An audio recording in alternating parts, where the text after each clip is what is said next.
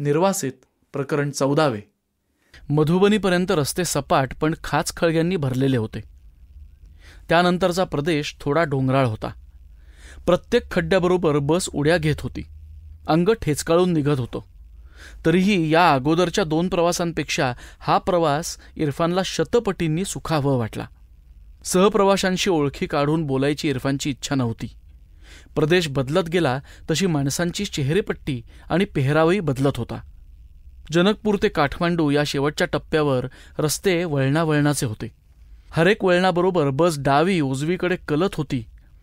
इरफाननी आजवर कधीच पाहिलं नव्हतं इतकं विलोभनीय दृश्य खिडकीतून बाहेर हिमालयाचा पसारा पाहताना त्याला दिसत होतं. 4 तासांच्या या निवांत निरीक्षणानं त्याच्यात विलक्षण बदल घडताना त्यालाच जाणवला. त्याच्याही नकळत त्यानं मनाशी गोंजारून बाळगलेलं मानवी हिंस्त्रतेचं, कटू आठवणींचं, अपेक्षाभंगांचं गाठोडं गळून पडलं. निसर्गासमोर जाणवणारी माणसाची आणि त्याच्या भल्या मोठ्या वाटणाऱ्या पण विश्वाच्या पसाऱ्यात इटुकल्या भासणाऱ्या सुखदुःखांची क्षुद्रता, खुजेपणा त्याच्या मनात हळूहळू जिरपत गेलं. काठमांडूला बसमधून उतरताना इरफानचं मन निवळलं होतं. मात्र त्याच्या घशाला कोरड पडली होती. जड झालेलं डोकं आंबळ ठणकत होतं. पाणी पिण्याच्या इराद्याने बस स्टँडवरच्या कॅन्टीनकडे तो निघाला. एखाद्या चांगल्याशा लॉजविषयी तिथे चौकशी करायची असाही त्याचा विचार होता. 150 फुटांवर असलेल्या कॅन्टीनकडे जाताना इरफानला मरगळल्यासारखं वाटलं. त्याच्या पोटात किंचित मळमळत होतं. कॅन्टीनमधल्या तळणीच्या वासानं त्याला उमासे आले. तिथल्या खुर्चीवर तो काही मिनिटं स्वस्थ बसला. भांडभर पाणी प्यायल्यावर त्याला जरा बरं वाटलं. गल्ल्यावर बसलेल्या बुटक्या, पिवळसर गोऱ्या, चमकदार डोळ्यांच्या आणि बसक्या नाकाच्या माणसानं हासऱ्या मुद्रेनं आणि आदबीनं त्याचं स्वागत केलं. गडद लाल रंगाची अंगभर वस्त्र घातलेले काही लोक कॅन्टीनमध्ये अगोदरपासूनच गरम पेय पीत बसले होते. रिकाम्या टेबलाशी बसून इरफानने चहा मागवला. त्याच्यापुढं ठेवलं गेलं त्या विचित्र वासाच्या पेयाला चहा म्हणणं कठीण होतं. इतकं ते बेचव आणि पुळकवणी होतं. पण तरीही गरम पेय प्यायल्यामुळे त्याला जरा हुशारी आली. गल्ल्यावरच्या माणसाकडे चौकशी केल्यावर जवळच्या स्वस्त लॉजची माहिती त्याला मिळाली. अमृत नावाचा त्या लॉजचा व्यवस्थापकही अगत्यशील वाटला. त्यानं दाखवलेली लॉजची खोली बरी होती. भाड्याच्या मानानं तर नक्कीच बरी वाटली. गरम पाणी मिळण्याची वेळ संपल्यामुळे थंडगार पाण्यानं हातपाय तोंड धुवून इरफान अंथरुणावरती आडवा झाला. दुपारपर्यंत त्याचं डोकं आणखीनच ठणकायला लागलं. त्याची जेवायची इच्छा पार मरून गेली होती. आत्तापर्यंत त्याला प्रवासाचा असा त्रास कधीच झाला नव्हता. इरफानच्या लाहोर, इस्लामाबाद किंवा खुलना ढाका फेऱ्या आठवड्यातून निदान 2-3दा सुद्धा व्हायच्या. पण तेव्हाही त्याला असा त्रास झाला नव्हता. मधल्या काळात मलेरियानं आपलं शरीर पोखरून टाकलंय की काय असं त्याच्या मनात आलं. संध्याकाळी नव्या पाहुण्याच्या जेवणाखाण्याची चौकशी करायला व्यवस्थापक इरफानच्या खोलीत आला. इरफानला लवणलेलं पाहून त्यानं इरफानची विचारपूस केली. बऱ्याच प्रवाशांना इथल्या विरळ हवेमुळे असा त्रास होतो असं त्यानं त्याला सांगितलं.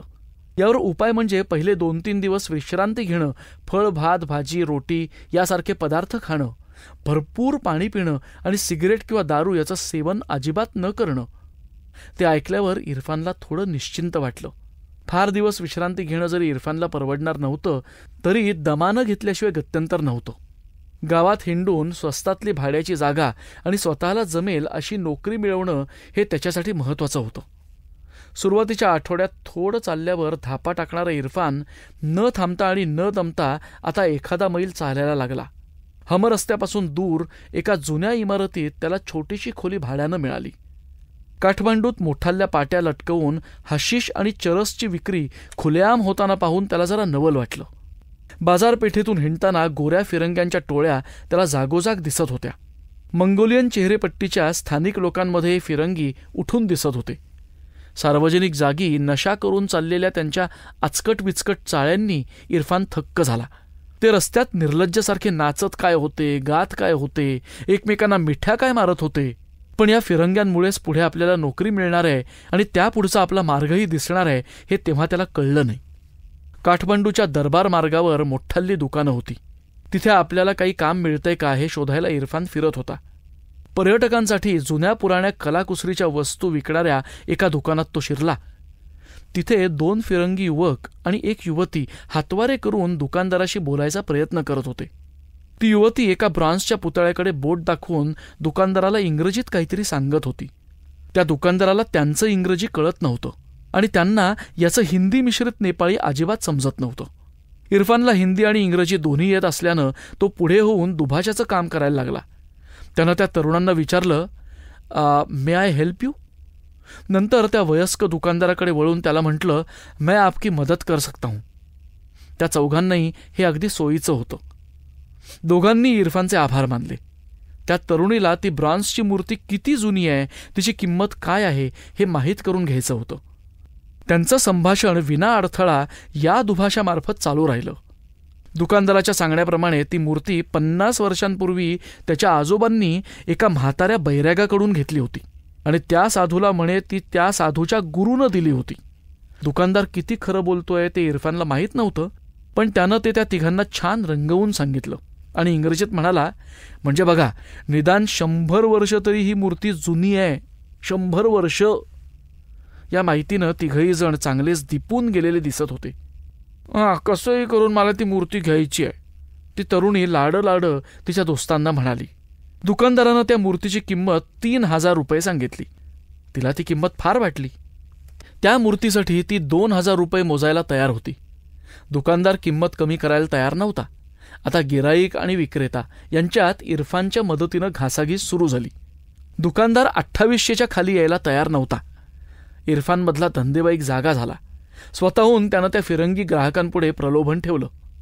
तुम्ही आणखी काही वस्तू आवडतायत का बघा. समजा तुम्ही आणखी 2-4 वस्तू घेतल्यात तर याची किंमत कमी करायला मी त्याचं मन वळवू शकीन. त्यानं गिऱ्हाईकांना सुचवलं. त्यानं त्या दुकानदारालाही तसं सांगितलं. बोधिवृक्षाखाली ध्यानस्थ बसलेल्या बुद्धाची चिमुकली मूर्ती आणि पर्समध्ये ठेवायचा घडीचा नक्षीदार पंखा त्यांना आवडला. बऱ्याच घासाघिशीनंतर त्या दोन्ही मूर्ती आणि पंखा यांचा मिळून 4,500 सौदा जुळला. गिराईक आणि दुकानदार दोघंही खुश झाले.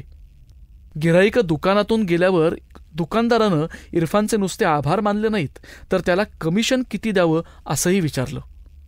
इरफाननी कमिशनच्या हेतूनही दुभाषाची किंवा विक्रेत्याची भूमिका वठवली नव्हती.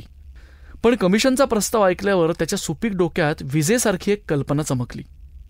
आपण निदान एकमेकांची ओळख तरी करून घेऊ, अशी इरफाननी सूचना केली. दुकानदारांनी दुकानातल्या कपाटातून थर्मास काढला, 2 कपात गरम चहा ओतला. एका छोट्याशा टेबलाशी बसून त्यांनी चहा घेत घेत स्वतःची ओळख करून दिली. दुकानदाराचं नाव आदिनाथ थापा होतं आणि हे दुकान त्यांच्या आजोबांपासून काठमांडूत चालू होतं. आपण पाकिस्तानी असून निर्वासित म्हणून पाकिस्तानातून काही काळासाठी इथे आलोत.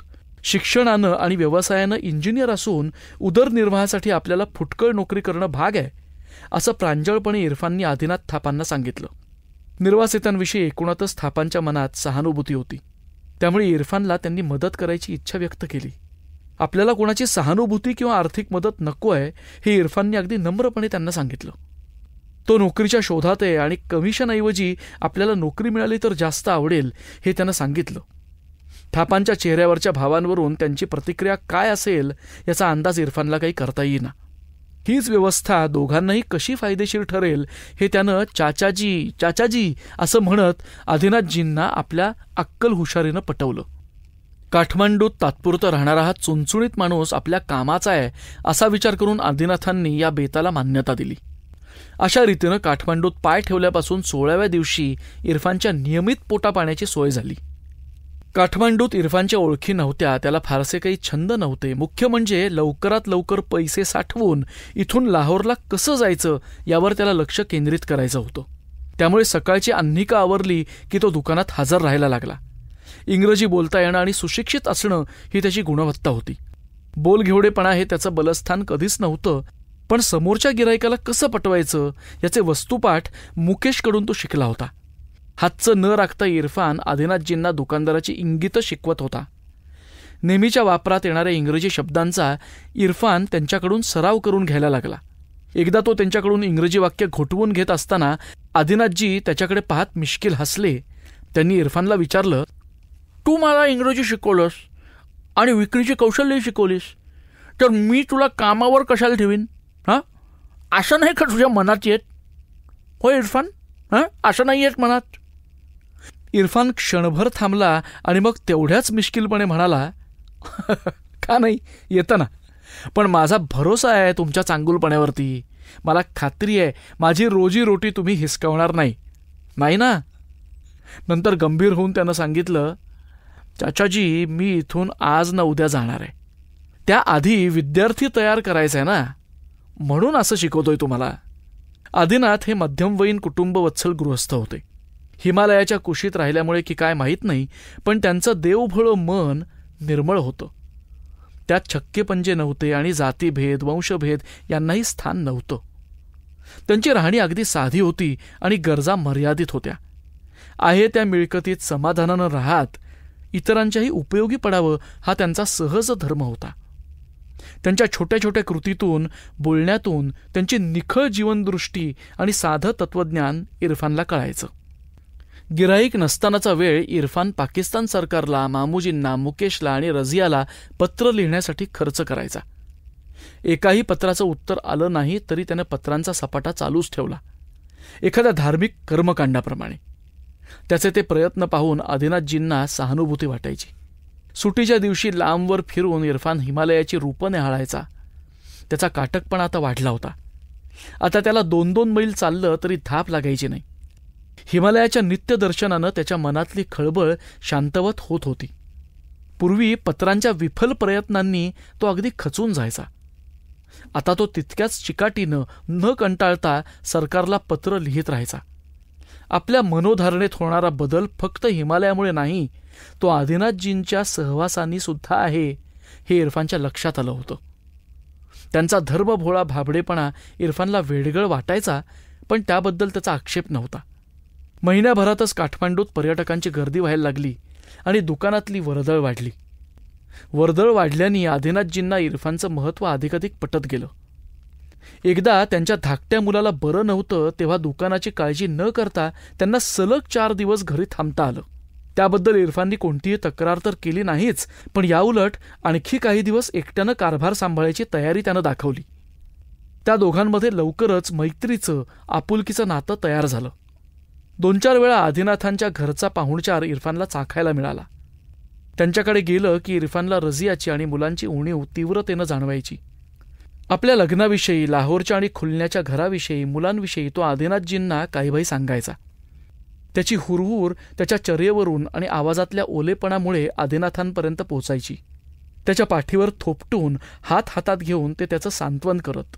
आपल्या कुटुंबाविषयी बोलता बोलता कधीतरी तो त्याचे लाहोर, इस्लामाबादमधले अनुभव आदिनाथजींना सांगायचा. एक इंजिनियर आपल्याशी इतका आदरानं वागतोय याचं अप्रूप आदिनाथजींना होतं.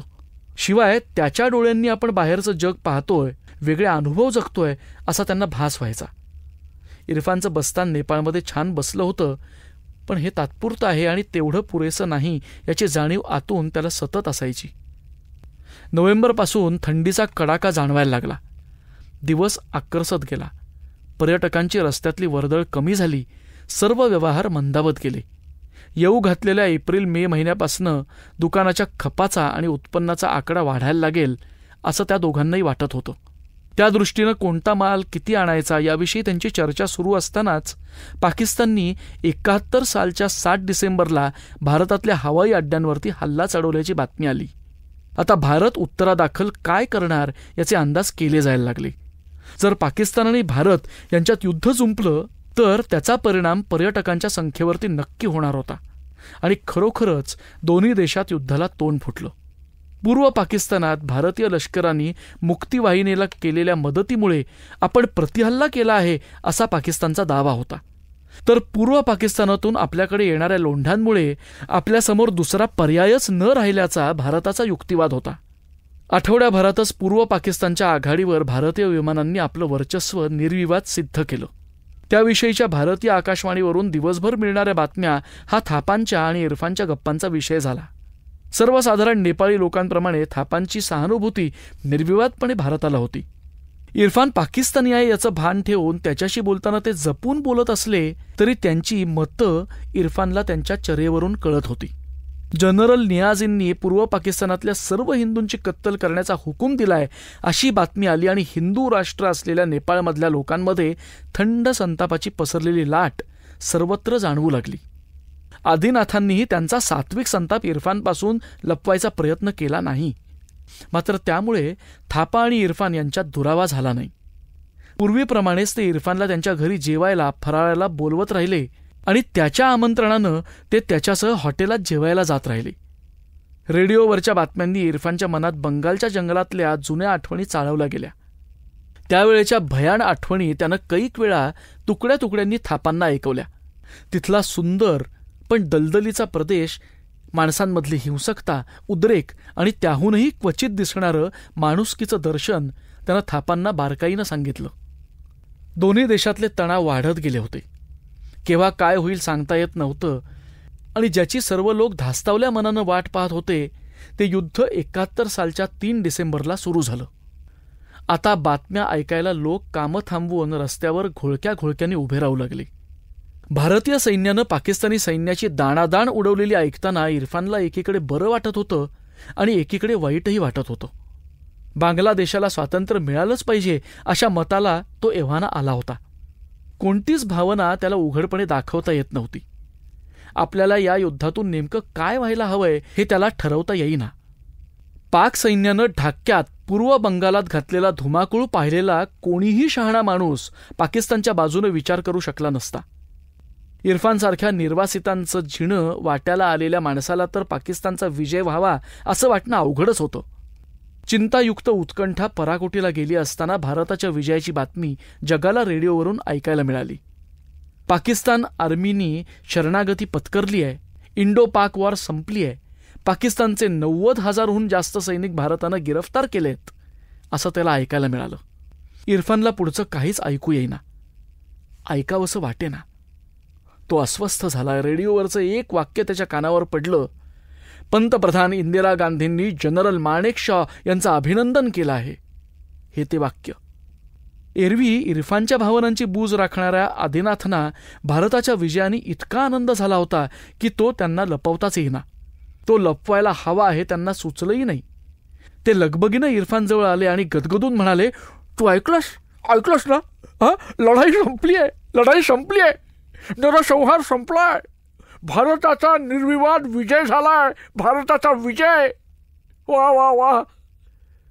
बुद्धाच्या ध्यानस्थ मूर्तीपुढे उभं राहून त्यांनी डोळे मिटून नमस्कार केला. इरफानच्या प्रतिक्रियेकडे त्यांचं लक्ष नव्हतं. अखेर 13 दिवसांचं युद्ध संपलं होतं. बांगलादेश स्वतंत्र झाला होता. बुद्धीला पटणाऱ्या कितीतरी गोष्टी मन स्वीकारत नाही याचा प्रत्यय इरफानला पुन्हा एकदा आला. ज्या देशाला कायर म्हणून हिणवण्यात आलं होतं आणि स्वतःच्या शौर्याचा डंगोरा पिटण्यात पाकिस्ताननं धन्यता मानली होती, त्याच भारताकडून हार पत्करण्याची नामुष्कीची वेळ आता पाकिस्तानवरती आली होती. नियाझी आणि जनरल अरोरा यांचा तहनाम्यावरती सह्या करतानाचा फोटो वर्तमानपत्रात झळकला तेव्हा भारतात उत्साह संचारला. 93,000 सैनिकांनी अरोरांसमोर खालमानेनं शरणागती पत्करली. याचं आपल्याला इतकं दुःख का होतंय हे इरफानला स्वतःलाच समजत नव्हतं. अखेर पाकिस्तानची फाळणी झाली होती.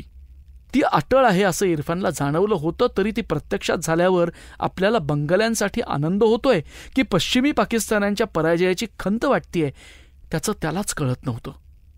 नेमके आपण कुठले आहोत, कोण आपलं आहे, आपली पाळंमुळं कुठे शोधायची हा प्रश्न त्याला सतावायला लागला. त्याचं उत्तर हुलकावणा देत होतं. प्रश्नाच्या मुळाशी जायची त्याची तयारी नव्हती. कोणाचीही हार झाली असती तरी आपल्या वाट्याला दुःखच येणार होतं हे सत्य त्यानं त्या क्षणी मान्य करून टाकलं. या फाळणीनंतर आपली परिस्थिती काय झाली आहे? तीत काही सुधारणा आहे का? हे विचार इरफानच्या मनात यायला लागले. आपल्याकडे ना पाकिस्तानचा पासपोर्ट आहे ना बांगलादेशाचा.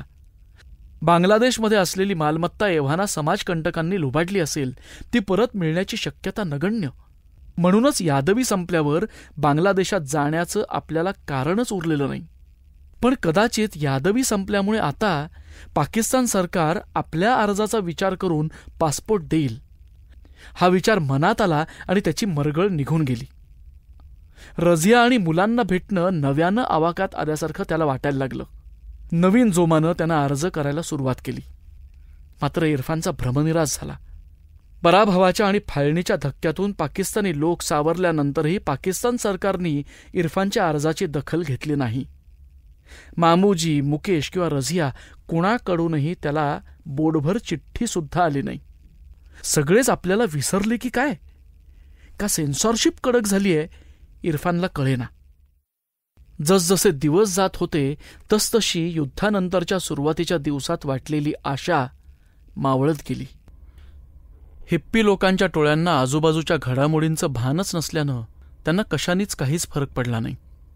फ्रीक रोडवर त्यांचा स्वैर संचार पूर्वीसारखाच चालू होता. आजागळ, अपुऱ्या आणि ठिगळं लावलेल्या कपड्यात ते स्वतःच्या नादात चरस गांजाच्या तारेत दिवसभर हिंडताना दिसत होते. भारत-पाक युद्धामुळे काठमांडूच्या पर्यटकांच्या संख्येत फारसा फरक पडला नाही. मार्चपासून पुन्हा एकदा पर्यटकांनी गर्दी करायला सुरुवात केली.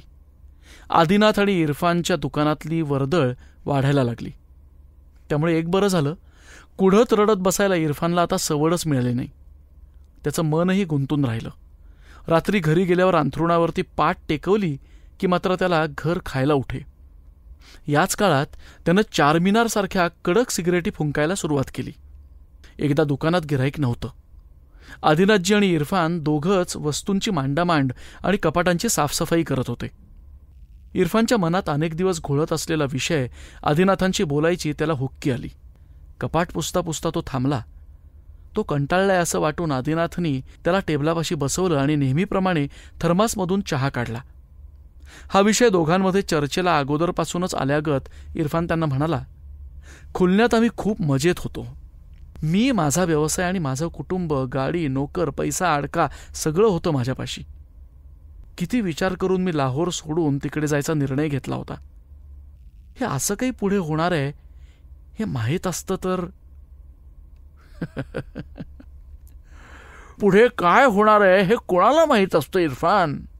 तरीही आपण काहीतरी निर्णय घेतच असतो ना. इरफानने सुस्कारा टाकला. आदिनाथजी, मी तुमच्या इतका साधा सीधा भोळा नाही. अल्लावर माझा विश्वास आहे, पण गेल्या काही वर्षात मी रोजे पाळलेले नाहीत. मी व्यवसाय मात्र नेकीनं केलाय, इमानानं केलाय. पैशाच्या हव्यासानी एकदाच मी सरकारी कंत्राटदाराकडे हात पसरले, पण तो माझ्या व्यवसायाचा भाग होता. पुढे अमजद अलींनी मला मोठ्या भ्रष्टाचारात सामील व्हायला लावलं तेव्हा मात्र माझी झोप उडाली. मला माझे हात बरबटवायचे नव्हते. इरफान, तू कोणत्याच पापात सहभागी झाला नसशील याची मला खात्री आहे बेटा, खात्री आहे. पण चाचा, आता माझा सगळा गोंधळच उडालाय. कोण माझं, मी कोणाचा, काहीही समजेनासं झालंय. मी प्रत्येक निर्णय घेताना कुटुंबाचा आणि स्वतःचा विचार केला. पण चाचा, मला सांगा, माणसानं स्वतःच्या आणि कुटुंबाच्या भल्याचा विचार करणं चुकीचं आहे का हो? ते पाप आहे का? नाही बेटा, अजिबात नाही. सर्वसामान्य माणसं तेच तर करत असतात. आदिनाथजी, मी सामान्य माणूस आहे, आदर्शवादी नाही, पण माझे काही उसूल आहेत. मी माझ्या उसूलांना कधीही मुरड घातलेली नाही. सामान्य माणूस असणं हा गुन्हा आहे का? नाही ना, नाही बेटा, नाही, अजिबात नाही. पण प्रत्येक गोष्ट आपण ठरवू तशीच पुढे होईल असं गृहीत धरता येत नाही. या वाक्यानं इरफान विचारमग्न झाला. कारण तसंच तर झालं होतं त्याच्या बाबतीत. सुरुवातीला आपले सर्व निर्णय बरोबर ठरल्याचा अभिमान वाटला होता आपल्याला. नंतरच गोष्टी बिनचत गेल्या. लाहोरमध्ये, खुलण्यात आणि समस्तीपूरमध्येही चुकीच्या वेळी चुकीच्या जागी मी का जाऊन पोचतो तसं झालंय हे सुद्धा मला उशिरा समजतं. त्या दिवशी त्याचं बोलणं तेथेच थांबलं. या निराशाजनक परिस्थितीत एक वेगळाच आशेचा किरण अकस्मात इरफानला दिसला. वर्तमानपत्र वाचत असताना त्याला इराक सरकारचं एक जाहीर निवेदन दिसलं. धरणं आणि बांधारे घालून नद्यांचं पाणी अडवण्याचे प्रकल्प इराकमध्ये मोठ्या प्रमाणावरती चालू होते आणि तिथे त्यांना देशोदेशीच्या इंजिनियरांची आवश्यकता होती. आदिनाथजींच्या दुकानातलं काम इरफानच्या गुणवत्तेच्या मनानं निकृष्ट तर होतच होतं, पण त्याचा पगारही जेमतेम त्याचा निर्वाह चालेल इतकाच होता. निवेदनात म्हटल्याप्रमाणे तिथे इंजिनियर्सना देऊ केलेला पगार चांगला होता. इंजिनियर म्हणून करावं लागणारं काम प्रतिष्ठेचं होतं. थोडं काटकसरीनं राहिलं तर त्याला पैसे साठवता आले असते. पाकिस्तानात मुलाबाळांकडे जायची वेळ येईल तेव्हा तिकिटाचे पैसे जमले असते. लाहोरला रिकाम्या खिशानंही जावं लागलं नसतं. पासपोर्ट व्हिसाचा प्रश्न भेडसावत होता तरीही इरफाननी अर्ज करून टाकला. महिन्याभरात त्याला इराककडून उत्तर आलं. उत्सुकतेनं इरफाननी लिफाफा फोडला. त्याची निवड झाली होती आणि कंपनीने त्याला पुढच्याच महिन्यात रुजू व्हायला सांगितलं होतं. पासपोर्ट व्हिसाशिवाय इराकमध्ये जाणं अशक्य होतं. तो प्रश्न सोडवल्याशिवाय इराकची स्वप्न पाहणं मूर्खपणाचं होतं. हातात नोकरी होती पण रुजू व्हायला जायचं कसं हाच मोठा प्रश्न होता. एक दिवस आदिनाथांपाशी इरफाननी हा विषय काढला. त्यांच्याकडे या प्रश्नाचं उत्तर नव्हतं. त्यांनी काठमांडू बाहेरचं जग पाहिलेलंच नव्हतं. पण दुकानात येणाऱ्या एका हिप्पी फिरंगी घोळक्याकडून इरफानला अचानकच उत्तर मिळालं. ही हिप्पी तरुण तरुणी पुष्कळ वेळा दुकानात यायची. त्यातली काही अमेरिकन होती आणि काही युरोपातली होती. ही मंडळी एकमेकांना भेटली कुठे आणि त्यांची दोस्ती झाली कशी याविषयी इरफानला कुतूहल होतं. त्यांच्याशी बोलताना कळलं की हे लोक इराणपर्यंत विमानांनी आणि पुढे खुष्कीच्या मार्गाने आले होते. इराण, इराक, अफगाणिस्तान, पाकिस्तान या वाटेनं ते आले होते. मनात येईल तितके दिवस येईल त्या ठिकाणी थांबायचं आणि मिळेल त्या वाहनांनी प्रवास करायचा असा त्यांचा खाक्या होता. सुरुवातीला ते फक्त 4 जण होते. वाटेत त्यांना समविचारी लोक भेटत गेले आणि घोळका फुगत गेला. त्यांच्या पासपोर्ट व्हिसाचं ते काय करतात हा प्रश्न तेव्हा इरफानच्या मनात आला नव्हता, पण आत्ता आला. इराकला जायचा विचार करताना या हिप्पींचा सल्ला मागावा असं इरफाननं ठरवलं. अशातच एकदा सकाळीच हे लोक इरफानला भेटले. त्यांनी प्रेमाने इरफानला त्यांच्याबरोबर हॉटेलात पेयपानासाठी यायचं आमंत्रण दिलं. इरफानला त्यांच्याशी बोलायची संधी हवीच होती. जर तसं नसतं तर तो त्या पिवळ्या दातांच्या, पारोशा, वास मारणाऱ्या गलिच्छ लोकांबरोबर हॉटेलात गेला नसता. ते सर्वच कमी अधिक प्रमाणात नशेत होते. त्यांच्याकडून आपल्याला हवी ती माहिती मिळेल की नाही याची इरफानला शंका होती.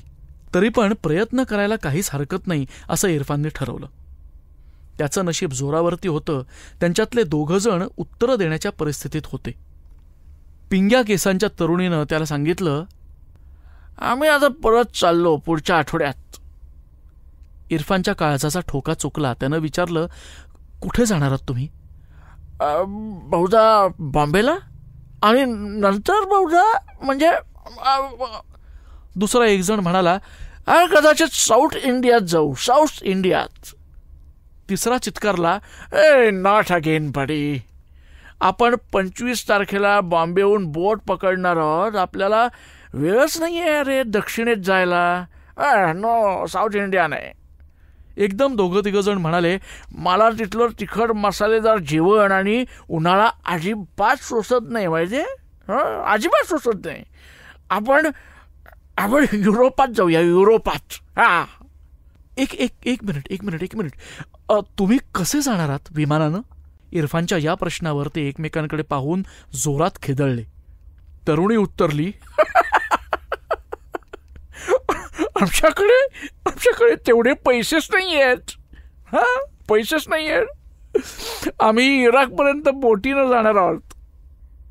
यांच्याकडे इतक्या सगळ्या देशांचा व्हिसा असणं शक्यच नव्हतं. इरफाननी विचारलं, तुमच्याकडे इराकचा किंवा युरोपातल्या देशांचे व्हिसा नसतील मग एंट्रीच्या वेळी तुम्हाला कोणी अडवत नाही का?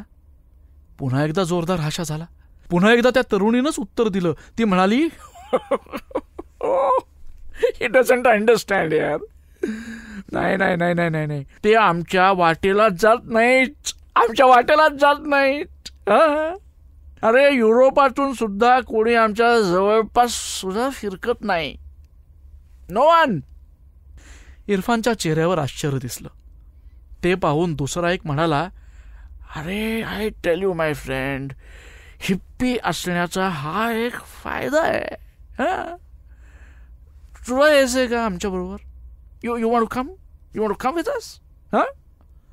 बाकीचे लोक पुन्हा चेष्टा केल्यासारखे हसले.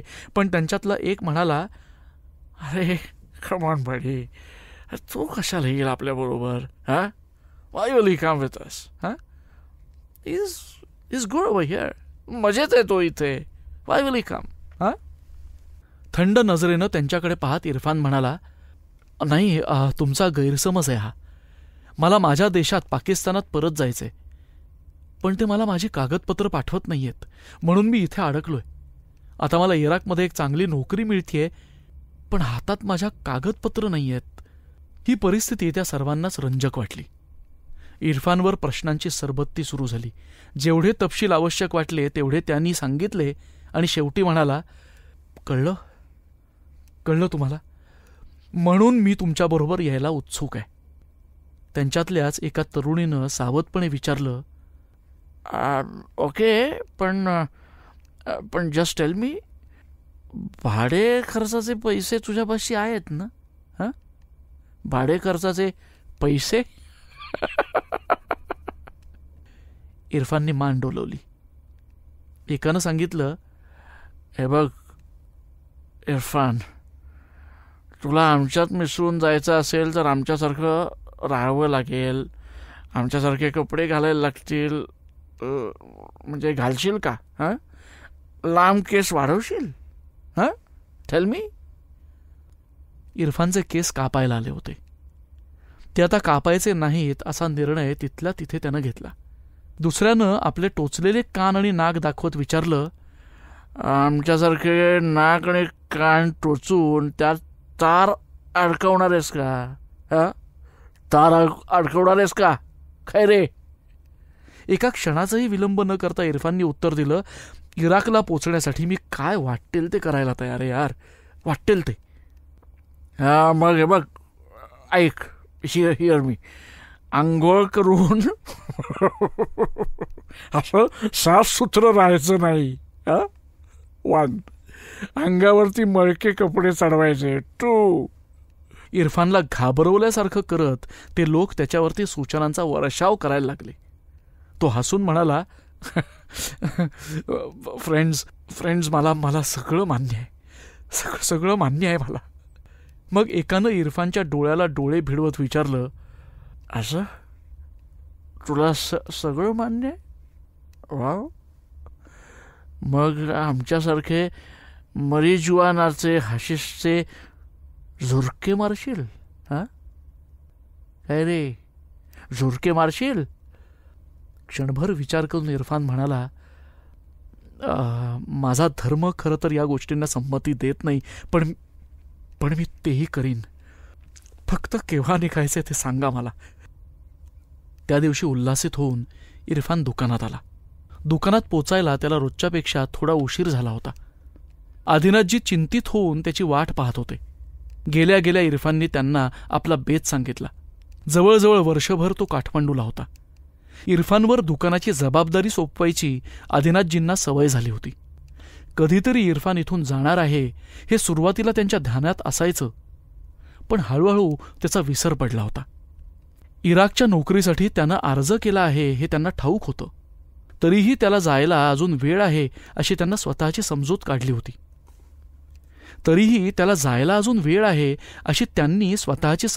होती. पण त्याचा आनंद पाहून बरंही वाटलं. त्याच्या साचलेल्या आयुष्याला थोडा वेग येऊ पाहत होता. 15 दिवसात ही मंडळी निघणार असं वाटत होतं. त्याचं नेपाळमधलं अन्नोदक संपलं होतं. जायचा दिवस आला. निरोप घेताना दोघेही अगदी भावूक झाले होते.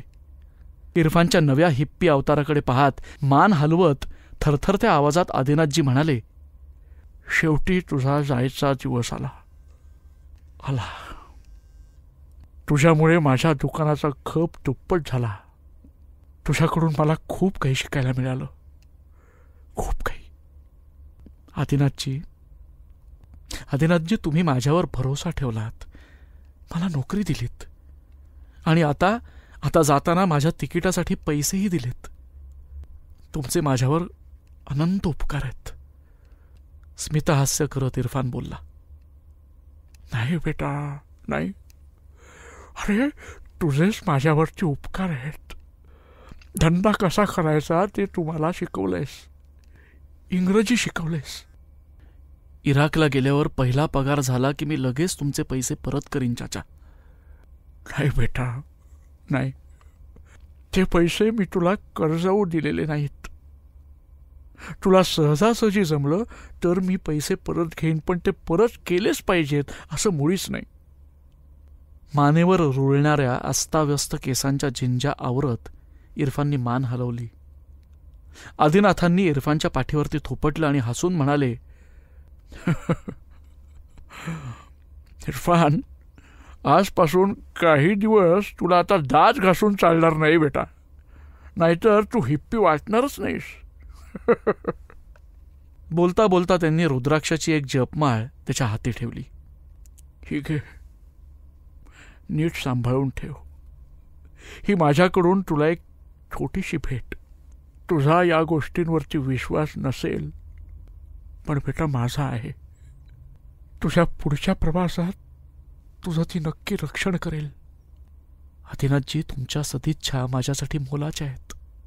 एवढं बोलून भरल्या गळ्यांनी आणि भिजल्या डोळ्यांनी इरफान तिथून निघाला. हिप्पी मित्र त्याची वाट पाहत थांबले होते. त्यांना जाऊन तो मिळाला. यापुढे आपल्या आयुष्याला आणखी काय नवं वळण लागणार आहे याची पर्वा न करता इरफाननी अज्ञाताच्या दिशेनं पाऊल उचललं होतं. श्रोते हो, डॉक्टर अनघा केसकर लिखित निर्वासित या कादंबरीचा हा भाग इथेच संपला. पुढचा भाग ऐकण्यासाठी उद्या भेटूयात. तोपर्यंत नमस्कार श्रोते हो.